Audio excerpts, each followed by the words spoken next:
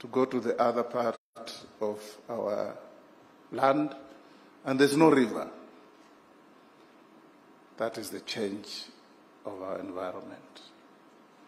Permanent rivers are now seasonal. Forests have been destroyed to a level where there are now arsals. And above all, the diminishing rain pattern is a worry to all of us. So when the judiciary comes together to think green, to think environment, it is very encouraging to many of us. I believe, Chief Justice, you invited me here to give you an assurance that any legislative proposals that comes to Parliament on many matters, but particularly on environment, will be given top priority.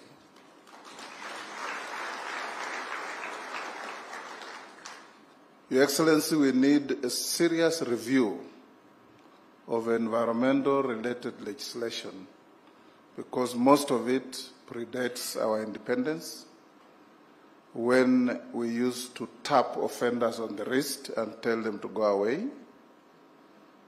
People armed with power saws mowing down forests with impunity get away with it. People who release pollutants into our fresh water sources like rivers get away with impunity. I'm sure, Your Excellency, a year ago you read the serialization in one of our dailies of the death of Athi River, right from Nairobi, where is the source, to the end in the Indian Ocean. It's a sludge. And from that sludge, wananchi grow crops that they bring back to us to eat, highly toxic material. So as the judiciary gets at the centerpiece of greening the world, the judiciary only enforces the law that we pass. And they also punish those that you take there to be punished. The Chief Justice will not stand on the street corner and hunt for offenders. She sits and waits for them. So I urge the executive, Your Excellency, to be firm in dealing with those who destroy environment, those who pollute our environment, those who pollute our rivers. And finally, you are all Africans. We are told in every symposium we go that the Congo Basin and the Amazon Basin are the lungs of the world. But every day you fly over the Congo or read about the Congo, you are told of how many millions of acres of Congo are disappearing. We urge you, the law lords, to ensure that you also exert a bit of influence on the executive. Don't sit there and wait for the laws to be brought to you to interpret and administer. Also make proposals to the executive that this law, the punishment is too lenient, the enforcement is difficult, make it easier so that we can be able to protect our environment. Your Excellency, I want to salute you for announcing that Kenya is going to plant 15 billion trees. This is a very positive step. But as we plant the trees, Your Excellency, we must have a clear roadmap on how to plant the trees, how to look after those trees, and how to protect those trees. In certain jurisdictions, you cannot cut down a tree in your own home without permission. But in our country, sometimes we take liberties and cut trees that are not even on our properties. Let me end here by saluting all of you, law lords, with our Chief Justice taking the lead for bringing this important meeting to Kenya. And I believe that at the end of the meeting, Kenya will be a lot richer in our protection and sustainment of our environment. Thank you, Chief Justice. I now invite you.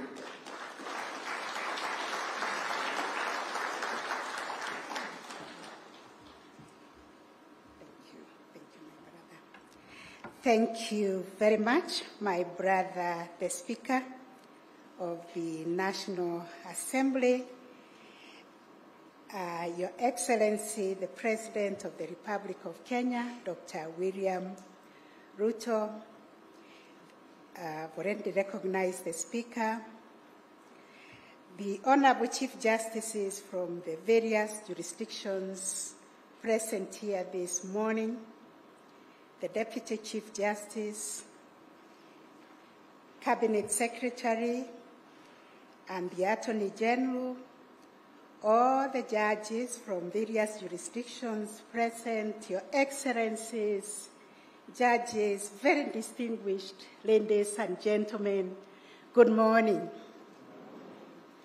Indeed, it is an honor and a great privilege for me to stand before you today and welcome you to Nairobi, the green city in the sun. But before I speak, I wish to recognize the former two Chief Justices, the Honorable Professor Willie Mutunga, our first Chief Justice under the Kenya Constitution, and the Honorable Justice David Maraga. Many people have mentioned your name. If you could come here, both of you, my lords, and just say hello to these delegates. I am very, very honored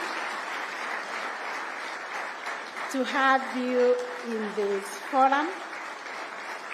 I am standing on your great shoulders because you started the judiciary on a transformation.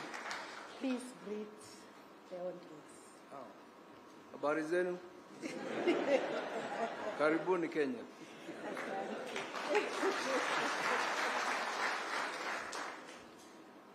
Your Excellency, the President of the Republic of Kenya, the Chief Justices here present, and all the dignitaries, ladies and gentlemen, good morning. It's a great pleasure to be with you here. When I was in Zimbabwe in 2019 and I requested that this meeting be held here, we thought we were going to hold it in 2020, but we all know what happened and it was not possible. I'm happy, Chief Justice, that at last it is come and you've been able to host this meeting here. We are delighted to have all of you here. May God bless you. Thank you. Thank you, my brothers. I stand on their broad shoulders because they set up the judiciary transformation framework that set us on the path of ensuring that we create a very strong, independent judiciaries. When I became the Chief Justice, we agreed we continue on that trajectory, and the only diversion I took is that I am a woman, I wear shoe number 5, and they are high heels. I warned myself not to walk in their shoes, but to stand on their shoulders, which is the framework that they established. Thank you very much, my brothers. As we gather here, we are not lamenting. We as Africa, we are solidifying our voices to say that we will firmly protect our environment because it affects us, and we have the responsibility to own it and care for it for the future generations. Thank you, Honorable Speaker, for speaking from your heart, because I think we need to simplify this message of environmental protection. And I, being a child rights defender, what I'm telling people now is that we need to nurture our environment the same way we nurture our children. I would like to take this opportunity to express my sincere gratitude to each one of you for making time to come to Nairobi to attend this symposium. Your Excellency, this is indeed a sign of all our unwavering commitment and dedication to the cause of environmental justice. And your esteemed presence today is a testament to the importance and urgency of the issues we are here to discuss and also to resolve. We as African judiciaries, we have already agreed on a pathway to forge a corrective front in the fight against climate change. As we gather here in Nairobi, I am happy to share with you that the Kenyan judiciary is committed to serving as the hub for African judiciaries dialogue. We need to talk to each other as Africans. You have heard that we are bearing a bigger burden of the effect of the climate change. This is enough to bring us together. And for us, in the Kenyan judiciary, we view hosting regional judiciaries dialogues also as a means of fostering the development of African jurisprudence that is responsive to the unique concerns and aspirations of our continent. It is our vision to create a robust and dynamic platform for knowledge exchange, for our capacity building, and collaboration among African judiciaries, enabling us to better understand, interpret, and apply the law to promote the social development and transformation of our respective judiciaries. In this context, Your Excellencies, ladies and gentlemen, we view this 3-in-1 symposium on climate change as part of regional judicial dialogue aimed at providing a platform for us African judges and judicial officers to exchange ideas, learn from each other, and acquire the requisite knowledge, skills, and tools needed to effectively address the challenges facing our continent. As we all know, our continent is particularly vulnerable to the impacts of climate change.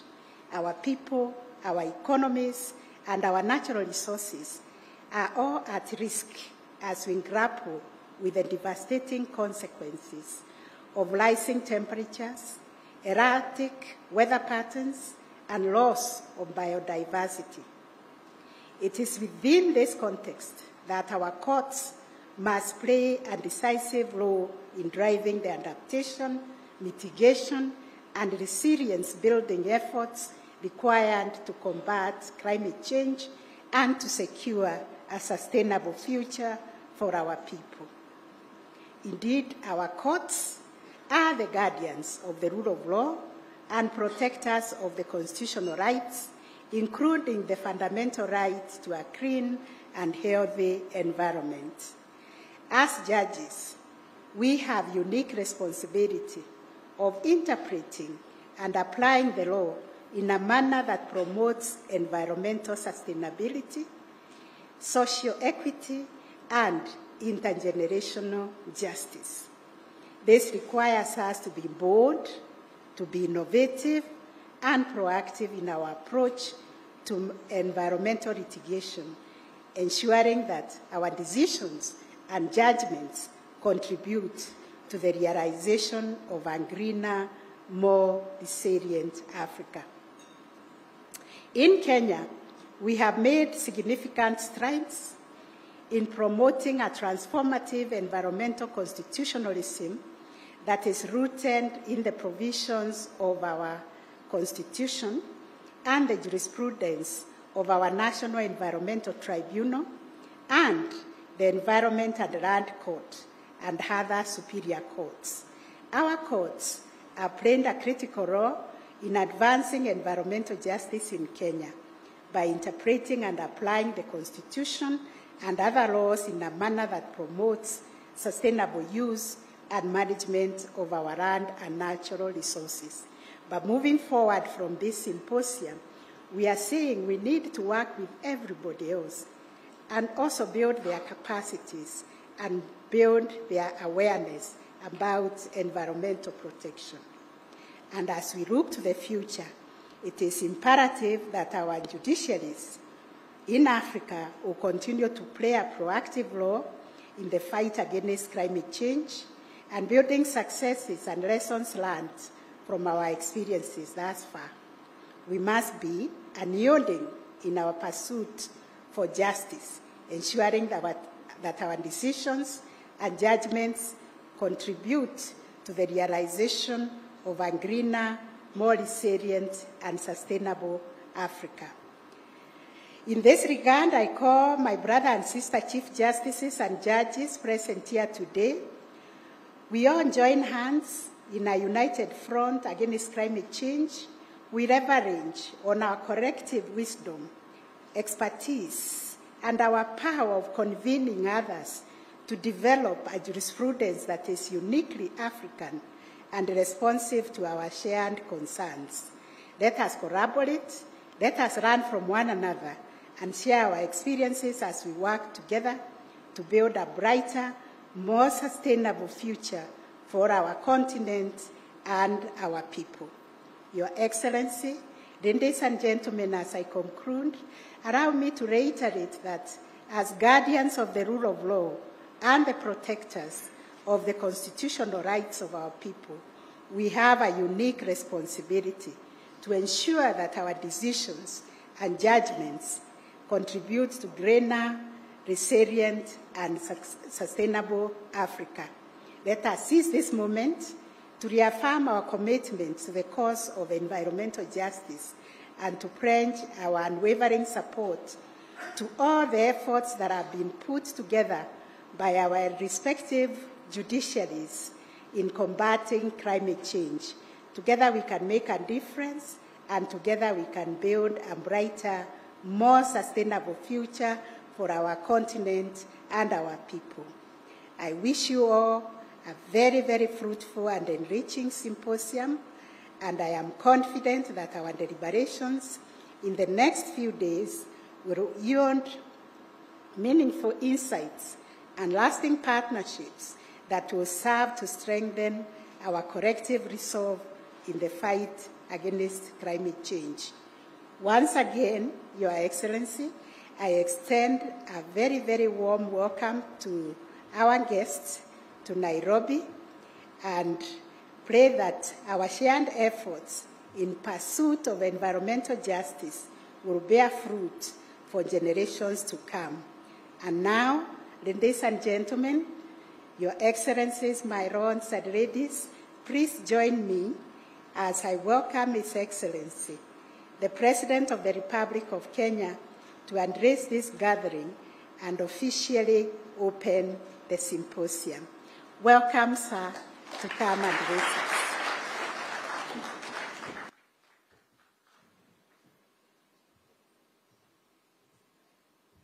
Please, let's take our seats.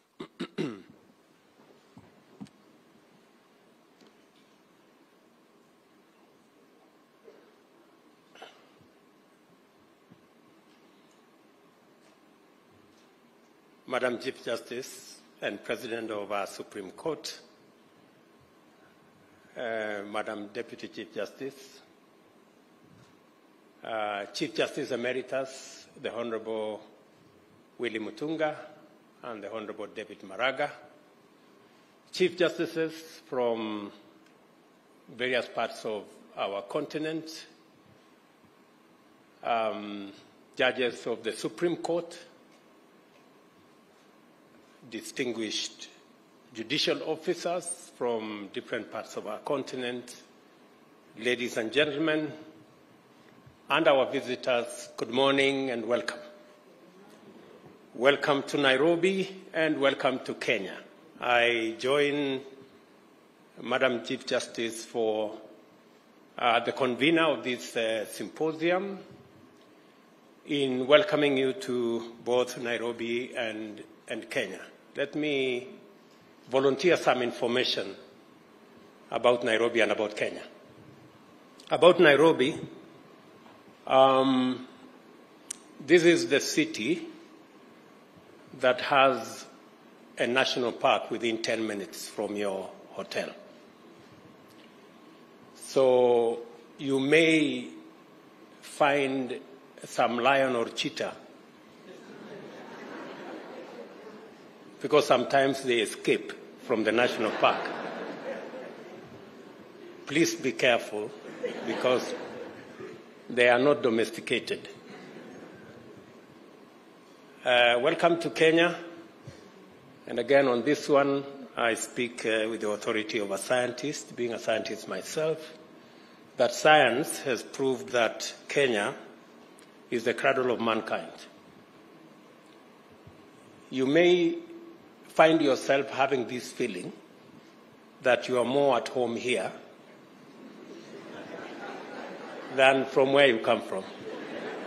Please understand that this is where we all started, and we can tell you, welcome home.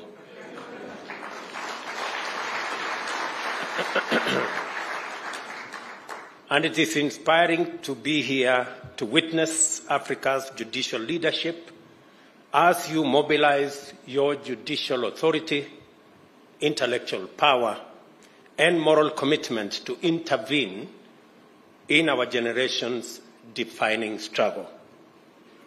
I am highly encouraged to note the depth of thought in your appreciation of the existential magnitude of climate change and of the imperative for urgent action by all stakeholders anchored on common institutional coordination. Although climate change is a universal existential threat, there is good reason for Africa's institutions and leadership to drive the agenda of mitigating its effects and eliminating the human activity that is driving it. The first reason is the fact that Africa is by far the least polluting continent, yet it is by far the most adversely affected by climate change. The entirety of industrial and economic activity from all of the continent's economies contributes less than 5% of the global greenhouse gas emissions. These emissions are the cause of a steady and dangerous rise in global temperatures, which have resulted in the extinction of plants and animal species, rise in sea levels, disruptions in climate patterns, drought, and desertification. The brunt of these adverse effects and impacts has been borne by vulnerable African populations residing in less developed parts of the world. Droughts are more frequent and more severe. Our region has undergone a 5-season-long drought, which has decimated domestic and wild animal populations, wiped out food crops, disrupting and threatening the lives of millions of people. Water stress caused by climate change has been devastating, both directly and as a driver of conflict over water and pastures.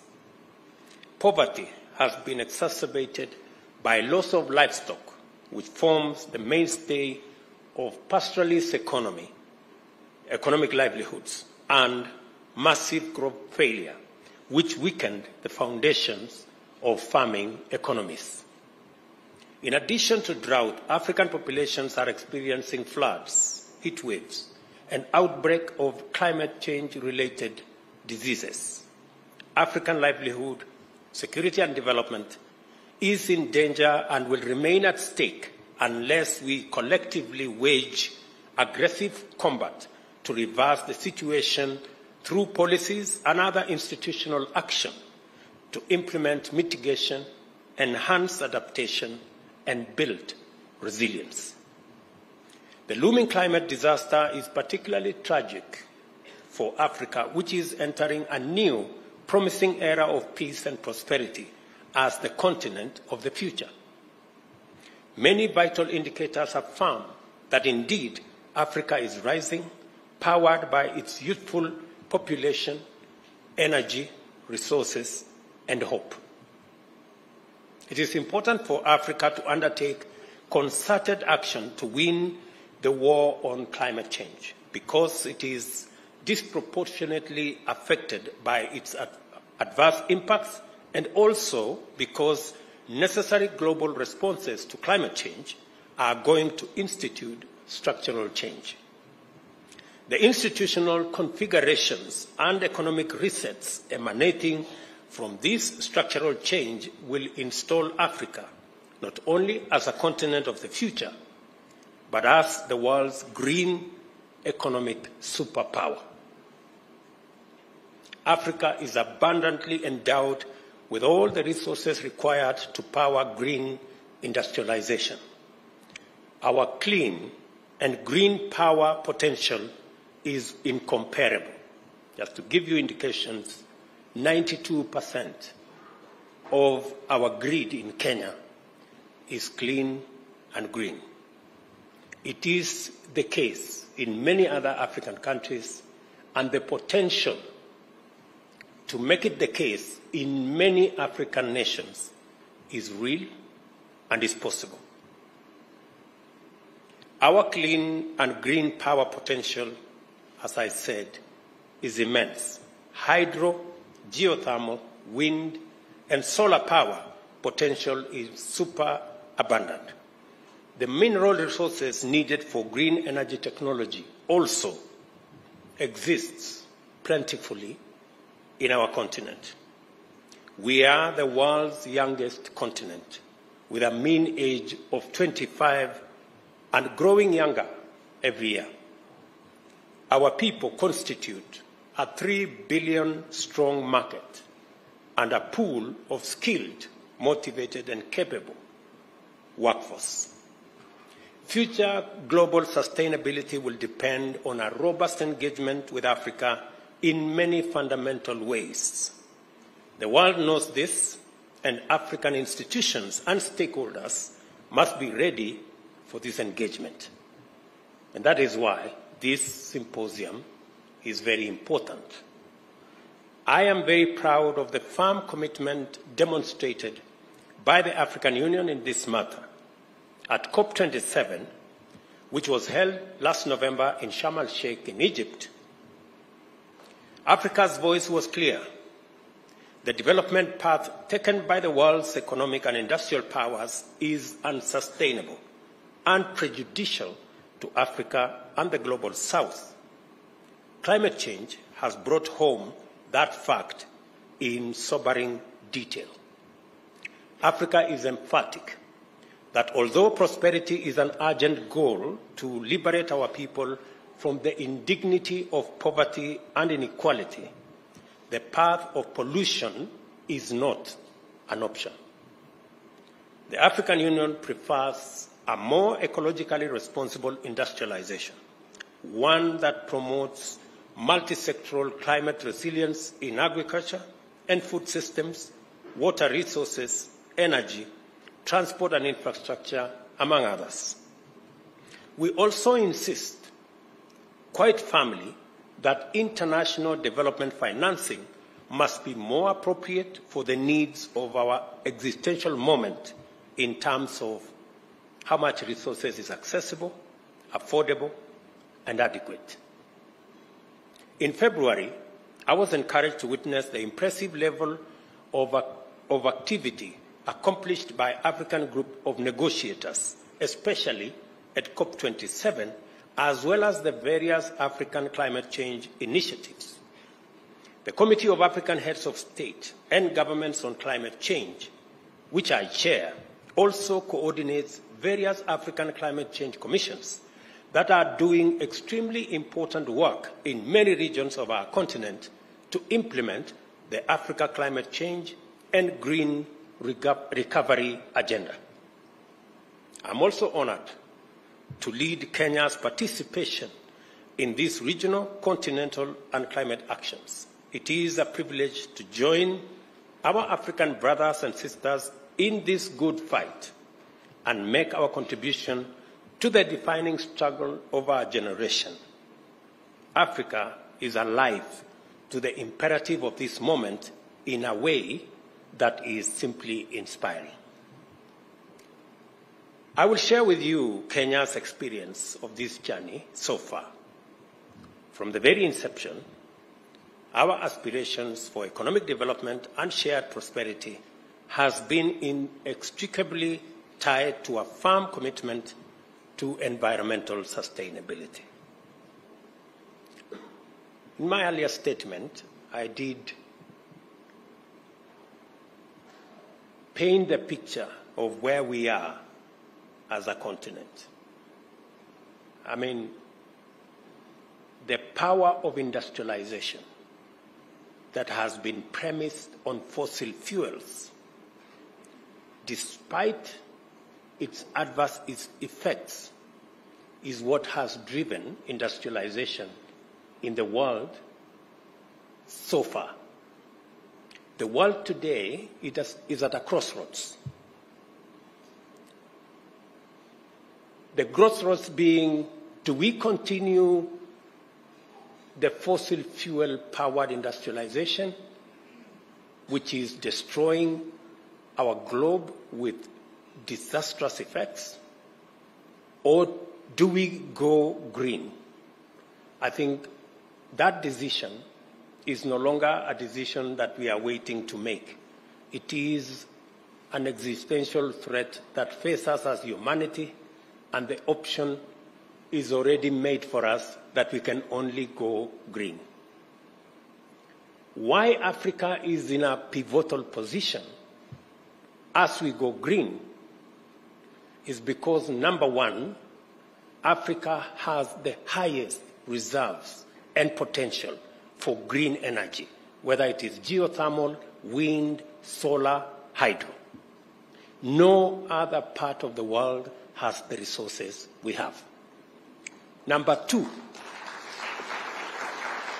we have the resources in our continent, the mineral resources, the natural resources, for green energy technology.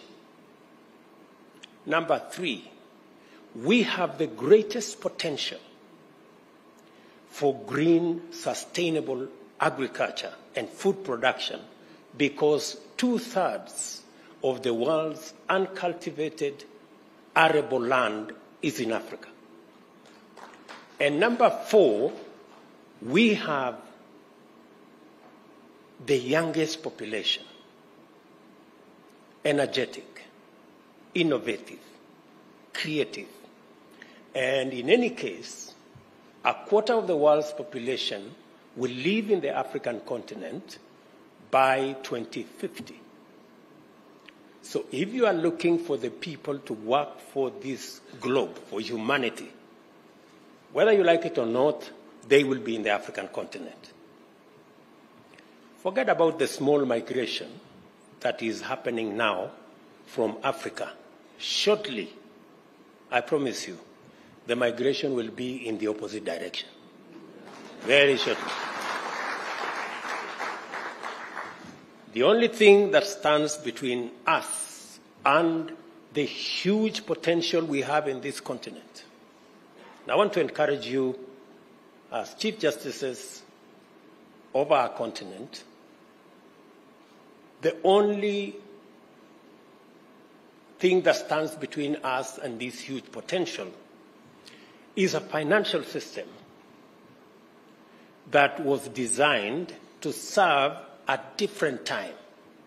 And that is why we are insisting that we must rethink the international financial system to align it with the reality and the imperative of this moment. It is not sustainable anymore for us, the IMF and the World Bank and the International Financial Institution in its current configuration. And we are not saying we want an international financial system that is favorable to Africa. No. We want an international financial system that is fair to everybody. Having a fair international financial system is not asking for too much. I think it's just asking for what is fair. We want to access development resources at the same rate as everybody else is. It is a fallacy for anybody to imagine that it is possible to grow any part of the world to the exclusion of any other part of the world. Because whether we like it or not, we share this globe. And if today anybody imagines that climate change is affecting the global south more than the global north, it won't be for long. Shortly, we will all either float or sink. So the sooner we have a fair international financial system that makes it possible for us as humanity to exploit all the resources available to us in a sustainable manner, the better for all of us as humanity. The sooner we get ourselves there, the better. As a continent,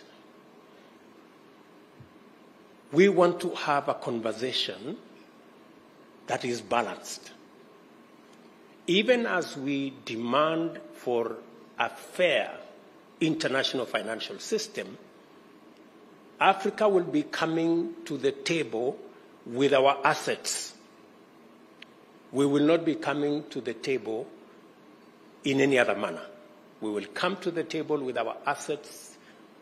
We have tremendous renewable energy resources that can power green industrialization, green sustainable agriculture. We will be coming to the table with millions of enthusiastic, hardworking, innovative, creative young people. We will be coming to the table with our natural and mineral resources that can be used for green technology to power the world's future. We will be coming to the table with a huge 3 billion African market. So we will be coming with assets. And I think, good people, we must make our case unapologetically so that we can occupy our place on the table. Because I am told, if you are not on the table, you possibly could be in the menu.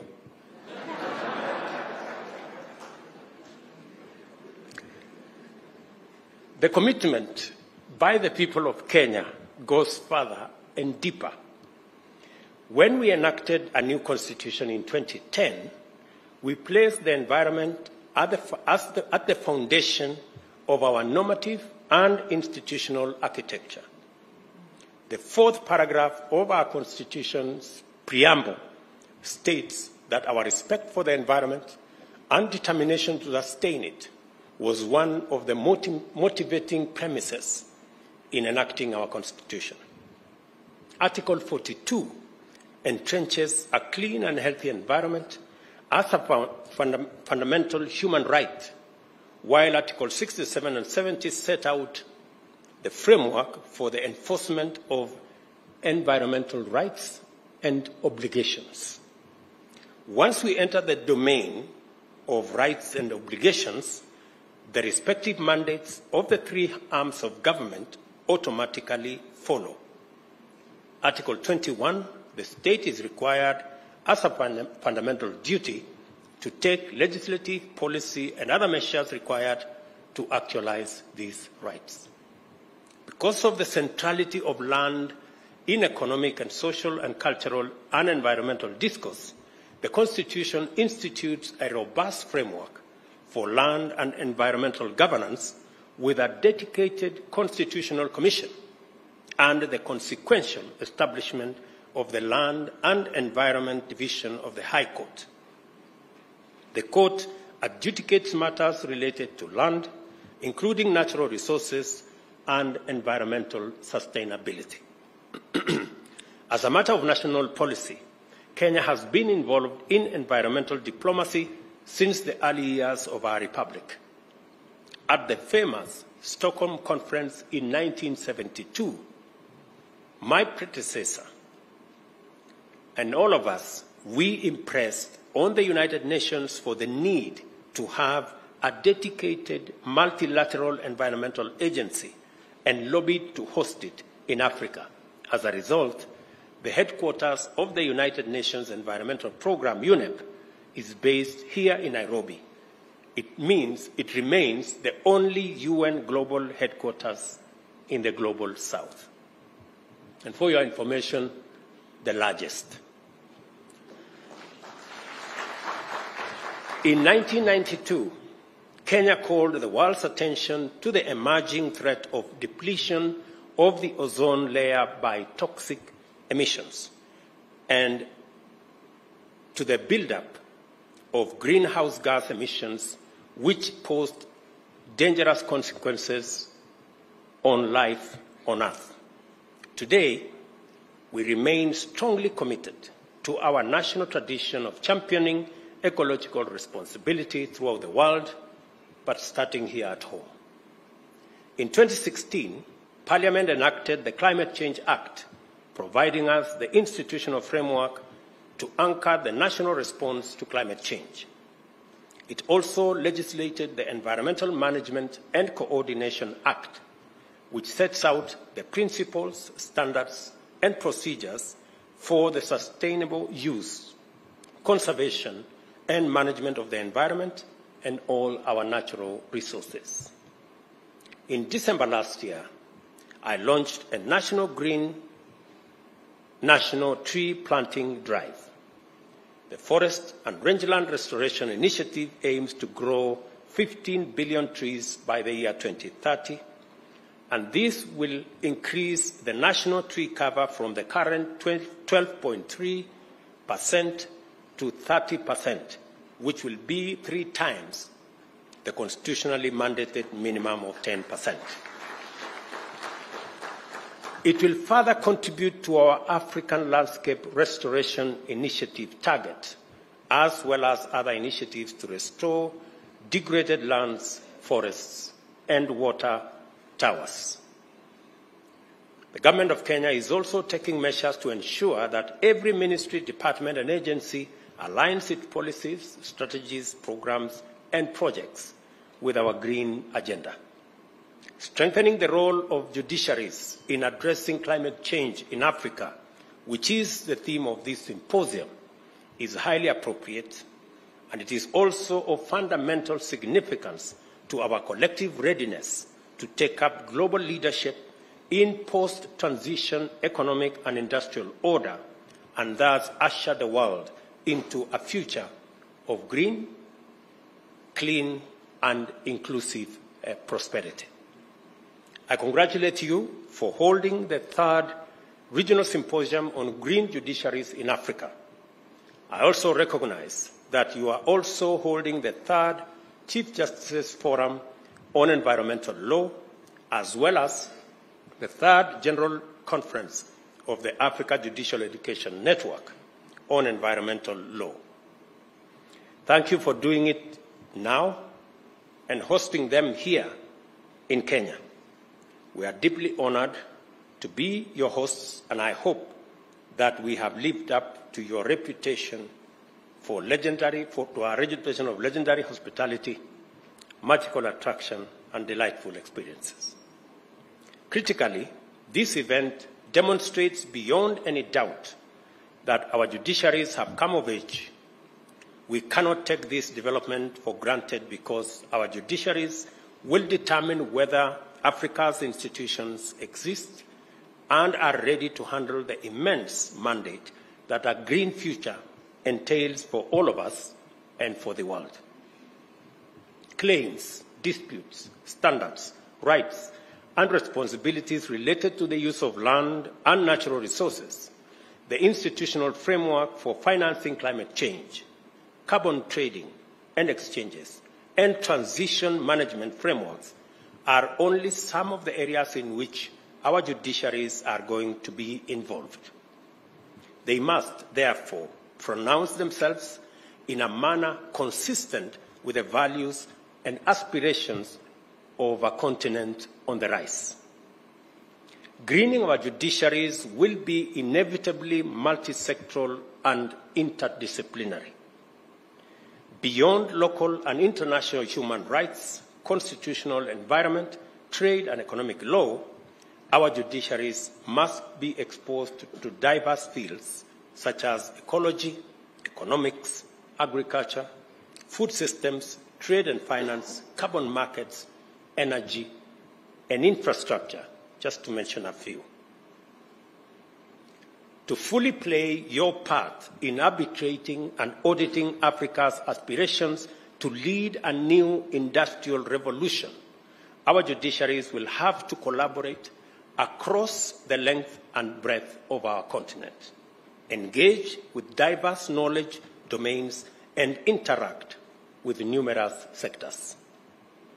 They should also formulate a unified understanding of sustainability as the guarantor of prosperity, peace and security, ecological integrity, and human well-being.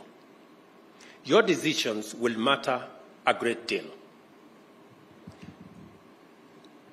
They will shape climate governance and enhance environmental justice by promoting accountability for environmental harm and facilitating collective action by all stakeholders. A few days ago, the UN General Assembly passed a resolution that the International Court of Justice renders an opinion obligating the world's biggest emitters to take responsibility for their actions. I equally challenge our judiciary to be creative and imaginative and develop jurisprudence that will enhance climate action based on the polluter pays principle.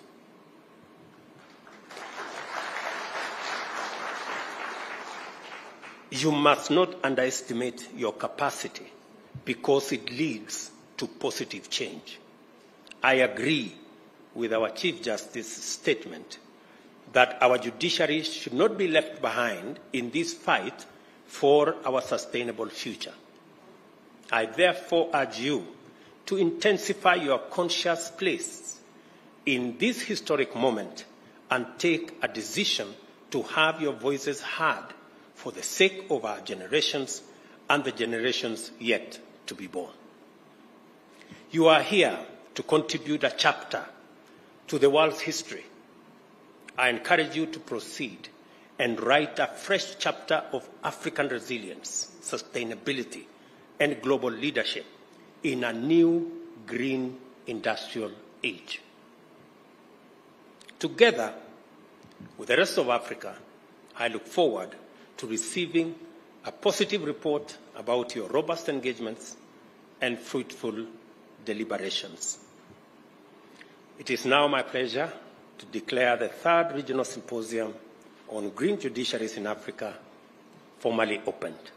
Thank you very much. God bless you, and God bless our great continent. Asante sana.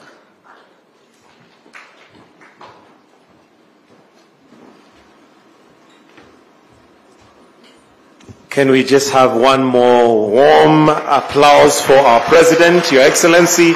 Thank you for those wonderful words. We only have two things we'd like to do in this program as we wind up. One is to finish off with the national anthem. Then we have some pictures we'd like taken, and your lords and lady justices, kindly I request that I guide you on the photos. The third thing will be lunch. Of course, after such a wonderful speech, it would be nice to have something in our stomach. So we'll start with the national anthem, then I'll guide you on how we are going to do the photos.